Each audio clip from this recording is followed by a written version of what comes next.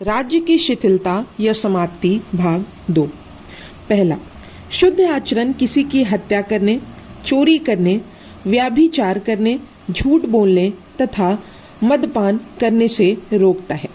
दूसरा, स्वतंत्रता ऐसे गृहस्थ का गुण होती है जो धन लोलुपता के दोष से मुक्त, उदार, दानशील, मुक्त हस्त, दान देकर आनंदित होने वाला और इतना शुद्ध हृदय का हो कि उसे उपहारों का वितरण करने के लिए बोला जा सके।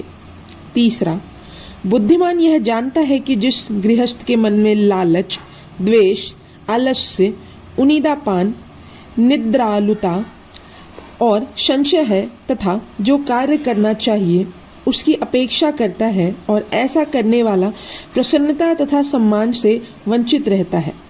लालच, कृपणता, द्वेष, आलस्य तथा और संशय मन के कलंक हैं। जो गृहस्थ मन के कलंकों से मुक्ति प्राप्त कर लेते हैं वह महान बुद्धि, प्रचुर बुद्धि एवं विवेक, स्पष्ट दृष्टि तथा पूर्ण बुद्धि व विवेक हासिल कर लेता है। इसलिए न्यायपूर्ण तरीके से और वैध रूप से धन कमाना, भारी परिश्रम से धन अर्जित करना, भुजाओं की शक्ति और बल से धन संचित करना तथा भवों का पसीना बहाकर परिश्रम से धन प्राप्त करना एक महान वरदान है। ऐसा गृहस्थ खुद को प्रसन्न तथा आनंदित करता है और हमेशा प्रसन्नता के साथ अपने माता पिता, पत्नी, बच्चों, मालिकों, श्रमिकों, मित्रों, सहयोगियों तथा साथियों को भी प्रसन्नता तथा प्रफुल्लित से परिपूर्ण रखता है।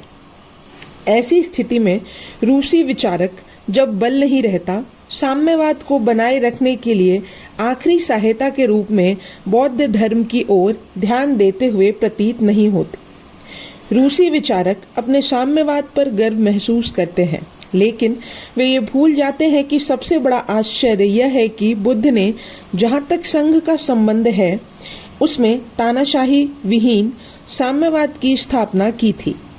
ऐसा हो सकता है कि वह साम्यवाद बहुत छोटे पैमाने पर था, लेकिन वह तानाशाही विहीन साम्यवाद था।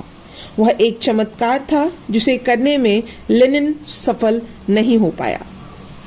बुद्ध का तरीका था मनुष्य के मन को और उसके स्वभाव को बदलना, जिससे वह जो भी कुछ करे उसे अपनी इच्छा से और बिना किसी बल प्रयोग व बाध्यता के करे।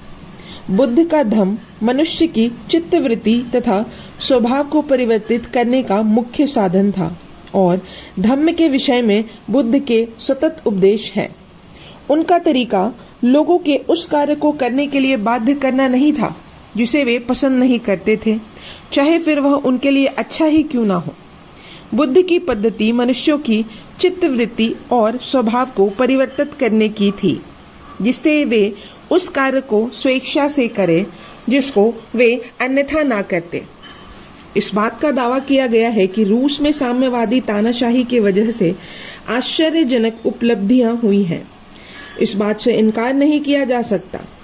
तभी मैं यह बोलता हूं कि रूसी तानाशाही सभी पिछड़े देशों के लिए अच्छी व हितकार होगी, लेकिन अस्थायी तानाशाही के लिए यह कोई तर्क नहीं है।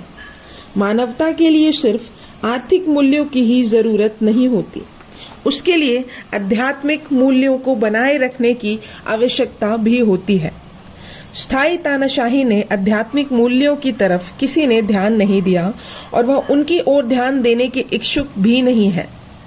कलाइल ने राजनीतिक अर्थशास्त्र को सुअर दर्शन की संज्ञा दी है।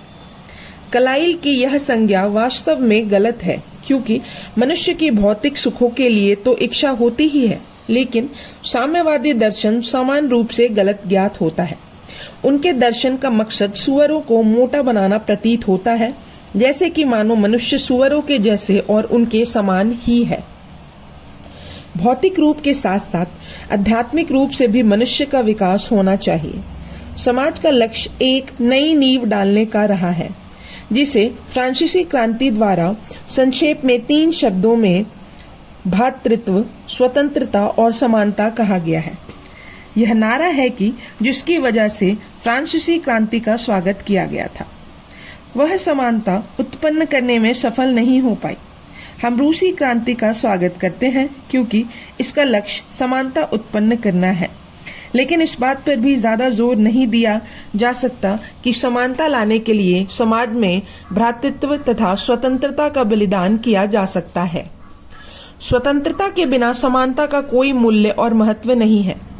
ऐसा ज्ञात होता है कि जब व्यक्ति बुद्धि के मार्ग का अनुसरण करने तभी ये तीनों विद्यमान रह सकती हैं। साम्यवादी एक चीज के सिवा सब नहीं दे सकती।